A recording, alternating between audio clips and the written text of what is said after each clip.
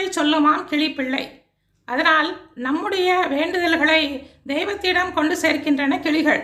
பெண் தெய்வங்களுள் மீனாட்சி அம்மனுடைய கரத்தில் வலது பக்கத்திலும் ஆண்டாளினுடைய கரத்தில் இடது பக்கத்திலும் கிளிகள் இடம்பெற்றிருக்கின்றன.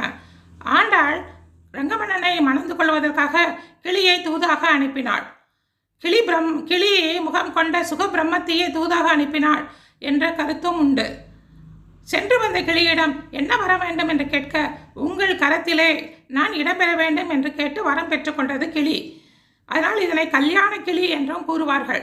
ஒரு தாய் தன்னுடைய குழந்தையை இடது கையால் அணைத்து வலது கையால் சோறூட்டுவாள் அல்லவா, அதுபோல ஆண்டாள் அன்னையாரும் இன்னமுதம் முட்டி கொண்டிருக்கின்றாள் இன்றும் அந்த பைங்கிளிக்கு.